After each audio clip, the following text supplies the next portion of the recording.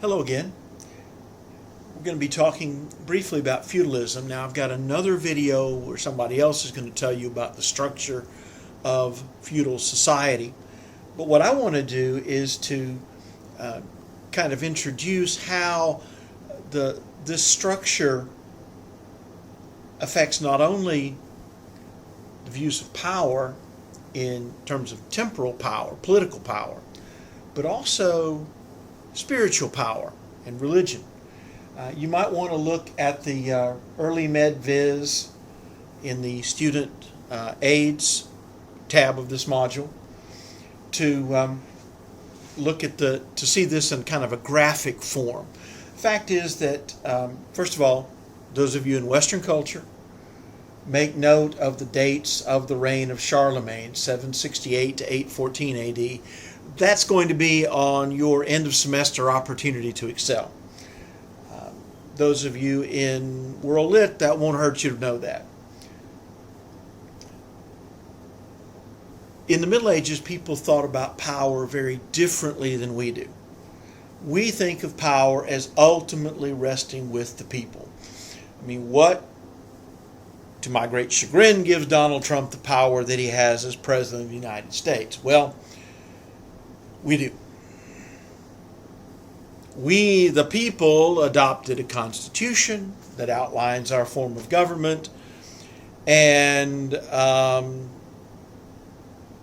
under that system, he was elected president by the people. Now, you and I know money has something to do with politics, okay? But theoretically, at least, power comes up from the people. In the Middle Ages, it was the other way around. Power came down from God. And they thought of that power in two distinct forms. There was temporal power, authority to command on earth. Theoretically, that power was bestowed by God upon the Holy Roman Emperor. The joke, of course, is that the Holy Roman Empire was neither holy nor Roman nor an empire. But nonetheless, theoretically, all of the kings served the emperor. The emperor passed some of his power down to the kings who ruled their kingdom. The kings passed some of their power down to the nobles who served them, and there were different ranks of nobility. We're not going to worry about that. The nobles then held that power over the serfs, and the other videos will talk to you about how really the only difference between a serf and a slave was that a serf could not be sold separate from the estate, where a slave could. The same thing happened in the Middle Ages with the idea of spiritual power, the authority to forgive sins. See, in the Middle Ages, forgiveness of sins was not a private transaction between you and God.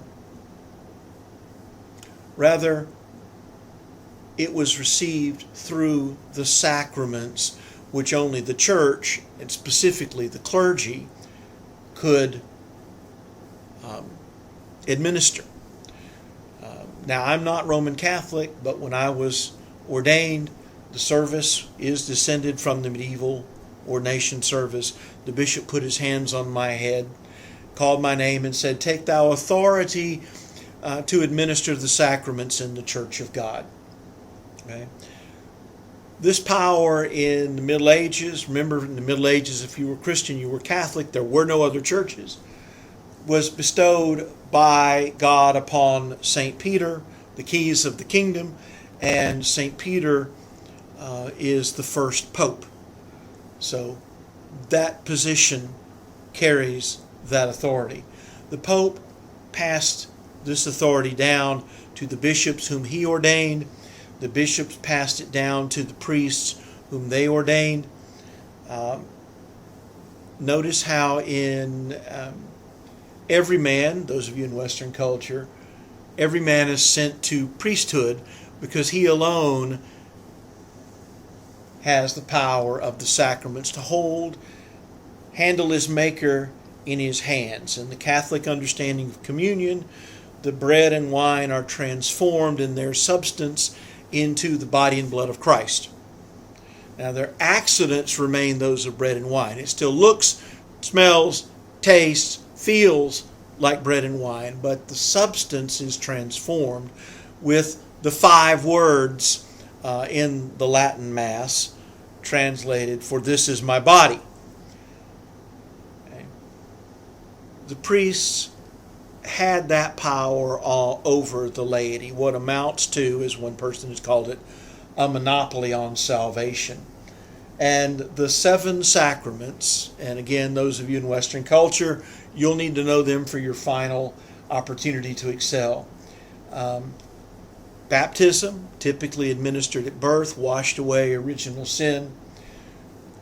Churches that baptize infants, even today, Protestant and Catholic, have a follow-up called confirmation, because in infant baptism, obviously the infant doesn't say anything.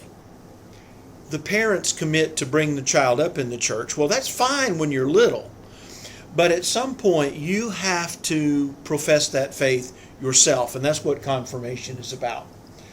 Now, the next 2 sacraments in the Catholic tradition are mutually exclusive, so any one person would only experience 6 of them.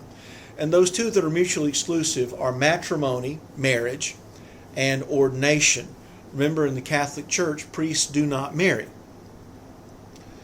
Penance, you confess your sins to God through the priest, and you receive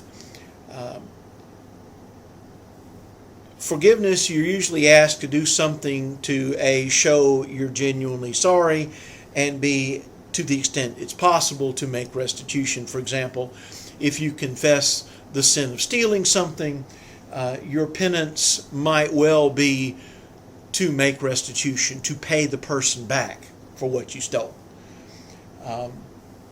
Communion and extreme unction are the last rites. You'll see another video in Western culture explaining these a little more. But what I wanted to show was kind of the parallel structure, how they both work essentially the same way.